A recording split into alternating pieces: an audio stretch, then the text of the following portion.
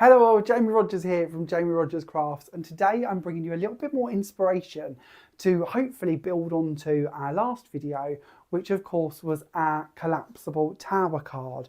Now if you haven't seen this video already, I'd highly recommend you go back and watch this one first before we move on to today's project, because it's really building on top of everything I sort of show you in this video. Now when we did this video, I said to you about creating them in different sizes, and I stick by that. Today I'm going to give you more measurements and a different shape to work with, but this is just a guideline, it's just an idea. I like to sow seeds and then see what you can create with them, and to me as a crafter, that's what it's all about. It's passing on them ideas and seeing where you run with them and what you do with them.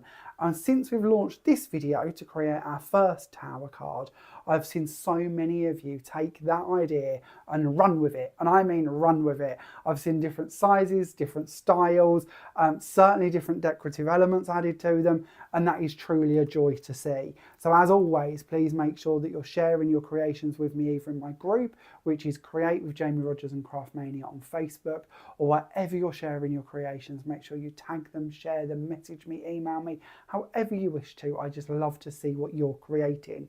So of course, as I mentioned, watch the tower video first if you haven't already seen that one. I will link it in the description so you don't have to go searching for it. And then once you've seen that one, or if you've already seen that one, let's introduce you to what we're looking at today. So today we are bringing in a new shape and slightly different proportions. We are looking at the Hexagonal Tower card. Now this one is designed more as a stage to give you more decorative areas towards, in my mind, the back of this card. You might switch that up, you might decorate more from the front, completely your choice. But for me, I've got this lovely brand new Christmas tree die. I'll bring it in slightly closer so you can see it. And I really like the idea that I could create this sort of staging to put them all the way around the back of this shape. Now, of course, you might want somewhere to write on your card. I've nested that into the back of my sentiment, which you can twist and still write on if you wish to, and that will go down flat, so you can do that if you'd like to. But actually I would recommend you either write on that before you adhere it if you're going to be sending your project. You might choose to have this as a decoration more than as a card, but if you want to write on them, then it might be easy to do that beforehand. Or you can move this pillar that I've got here, and we'll talk more about that when we do the construction, to the reverse and leave that tree out, so actually that's on the background, and then of course I'll be able to write on it on the actual back of the card. So as always, lots and lots and lots and lots of options. Size wise, we have shrunk a little bit. We've gone down in height slightly to the original tower card, and that was because I knew that I wanted to make this the focal for my Christmas trees, and I wanted the trees to be able to reach the base of the platform and the top of the platform so that they're nice and supported. So I've shrunk it down ever so slightly so that will fit. And this is what I mean about you changing your sizes up. You know, you might have different tree dies. You might want to do snowflakes falling from one to the other. You might want to bring in the corner dies and make more of a pattern or a border from those. So there's lots of different ways in which you're going to be able to build from your tops to your bottoms and create them sort of focal points. And of course, just like this one, it's going to be used all different seasons and reasons throughout the year. Now, just like that one, this one of course does fold flat. It's always about folding flat where possible so you can post them. So if you would like to, you can fold it down flat with these embellishments. Obviously, if you start adding more 3D pieces to them, then you might need to pop it into a box. But with this one, you could easily fit this into a A4 envelope, or slightly smaller if you like making your own envelopes. So let's delve in and have a little look at the construction for this one, because as I say, it's ever so easy. You don't actually need any dies. The building is all just done on a scoreboard and with cardstock. So let's jump on in and have a little look at how we can build it, and then wait to see what you create with it. And don't forget to share them with me, because I do like to see what you get up to.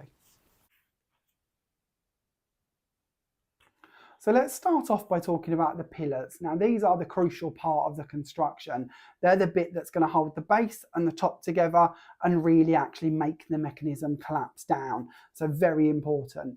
Now with these ones, I've shrunk them down quite a bit in comparison to the original tower card. When I bring this one in, you can potentially see here that the pillars to this one are a lot larger. These are actually done out of 5-inch card by A4 height as such, and I scored them at every 1 inch and then folded them around to make the pillars. Now for this construction, I wanted them to be slightly more delicate. I felt with this tower card that they actually matched in quite nicely with the dimensions and the bulkiness of the rest of the project. But for our hexagon card, I wanted these to be much smaller and much more sort of dainty. So instead, I've gone for these strips. Now these are 7 inches in height. And again, the height was more depicted by the height of the Christmas trees, because I knew that I needed to be able to have enough space to put the tree between the top and the bottom of the 2 pieces that are going to be running around, them top lips and then bottom lips. That tree needs to fit between them to be able to be glued on. So I've shrunk this down to 7 inches, and I've gone for a slightly thinner one as well. Instead of going 5 inches wide, I've gone for 2.5 inches wide, and I've scored at every ½ inch instead of every inch. So it's literally half the size to the one before. Just like before, I would bring in some glue, and I would put some glue going down one edge, and then I would wrap over my opposite side to create the pillar. Now, I often mention this, I do much prefer to work with wet glue than red liner tapes and double-sided tapes. You might prefer to work with those, that's absolutely fine, whatever works for you.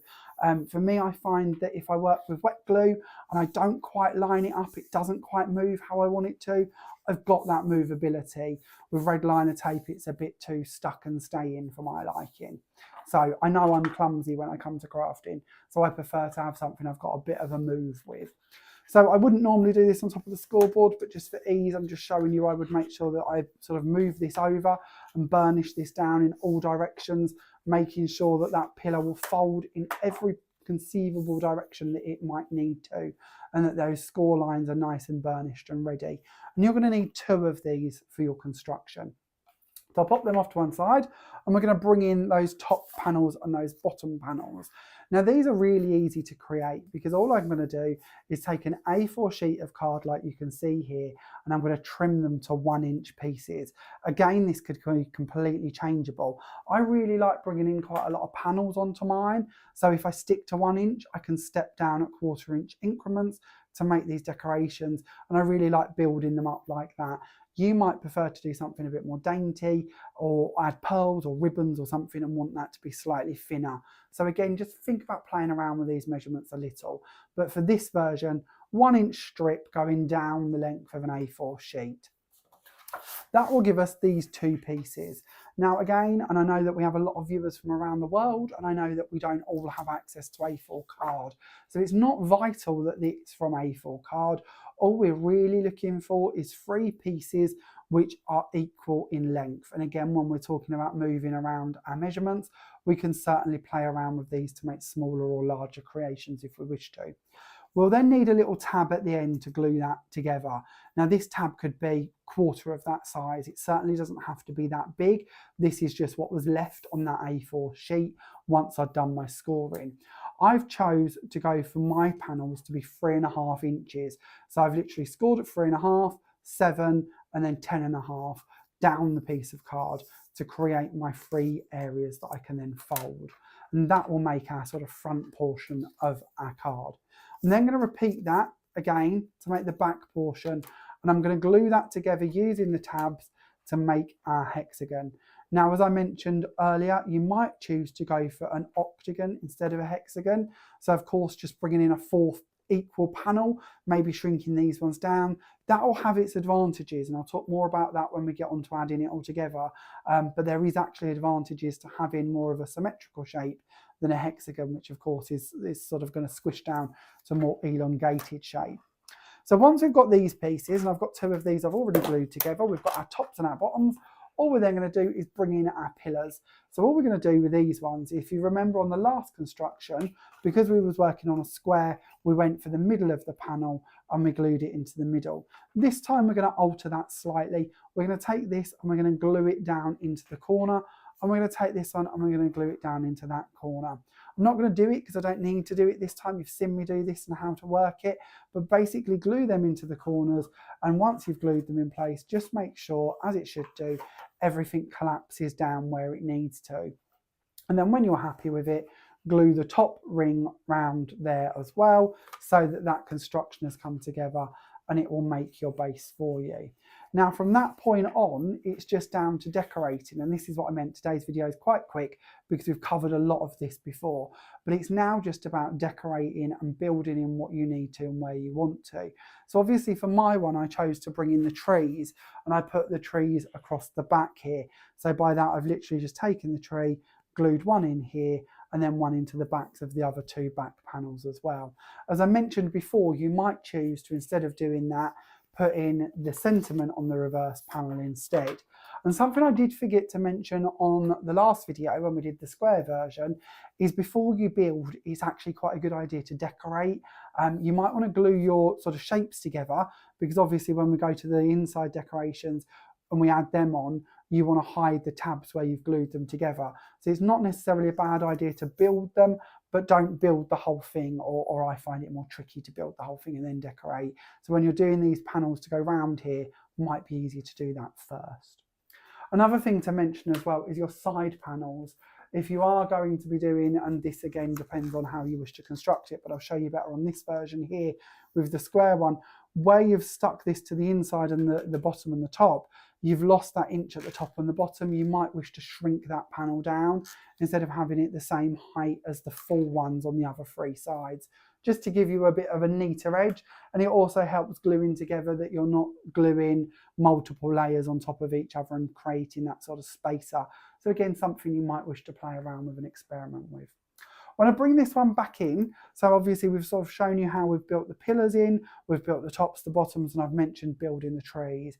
This panel here is just a green strip of card, which again can be any size. It doesn't have to be the same size. I've cut mine down and glued it on the inside. You might just be able to see that. So it's just fractionally underneath the tops and the bottoms. So if I remember rightly, it's about 6.5 inches high. I've actually double stuck my card for this so that it's a bit thicker, because I knew that I needed it to really be rigid and stay there. I am, of course, working with my Elite cardstock, and we've got the Romantic Red, the Heritage Green, and the Polar White, and then of course my gold mirror card used on this one too. But the Elite cardstock is all between 270 and 300 GSM. So when we're looking at constructions and we're doing buildings like this, it is a really good cardstock to be working with, because it's not too flimsy. It's going to stand up to that pressure and that sort of build and that ability to collapse down and be rebuilt. So if you've not looked at the Elite cardstock before, you might like to have a little look at that. Now, I always like to be honest with you about the positives and the negatives when we're looking at new designs and new options. One of the things I found with this version, unlike when we look at the tower cards, and I'm going to bring this one in. Let's get rid of this scoreboard for a second, so I've got a little bit more room to talk to you and share bits with you.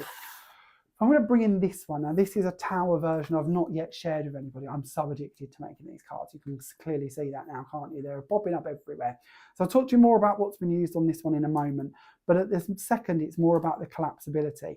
These two pillars don't change their distance apart. They're joined, they're in place, and whether we push down or we build up, them two pillars don't move. They pivot around inside the actual construction because they move and they condense down, but they don't actually change location. They're always in the same place, that same distance apart, and they're joined together by these panels in the middle.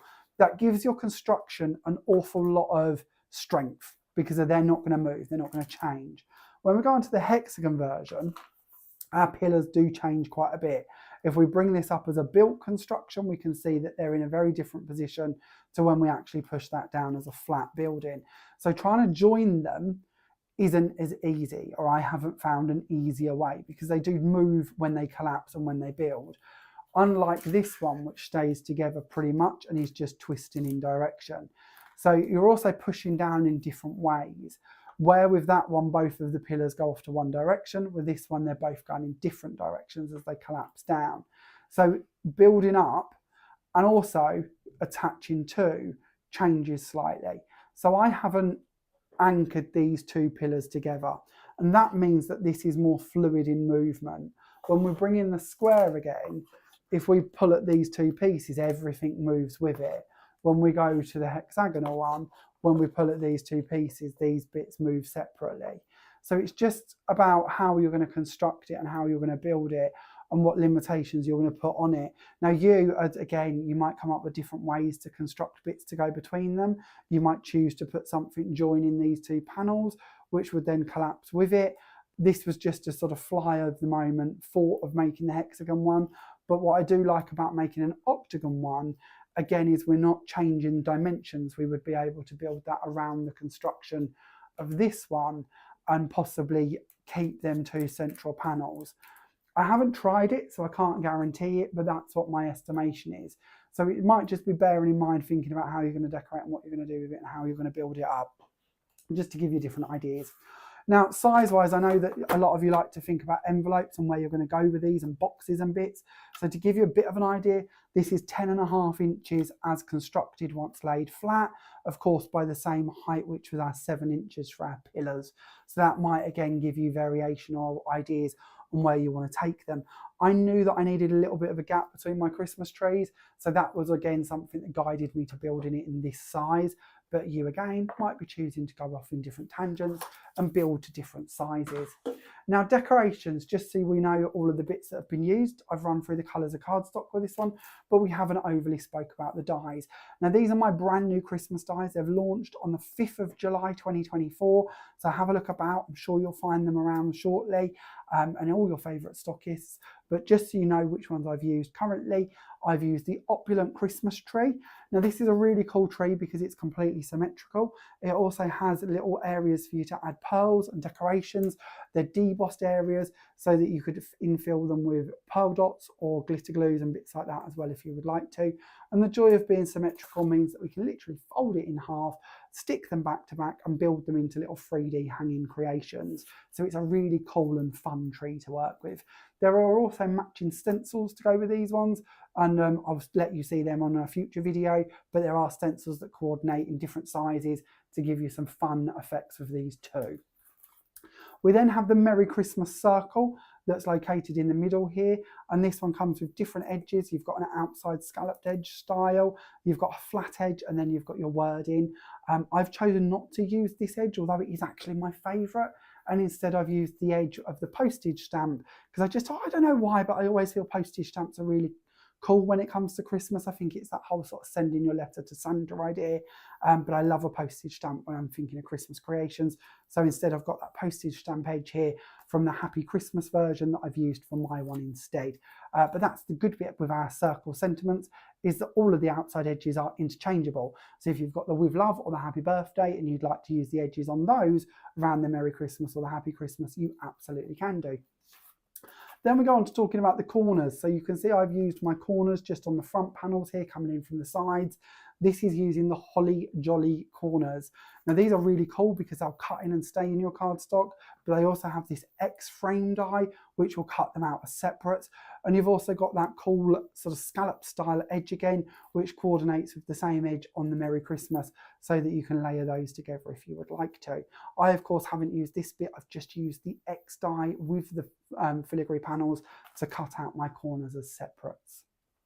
You will also find on this project, oh no, that's all of them, isn't it? Sorry, I'm getting carried away. I've got the ones lined up to show you for the next one. So that's all that you need if you wanted to make this exact project.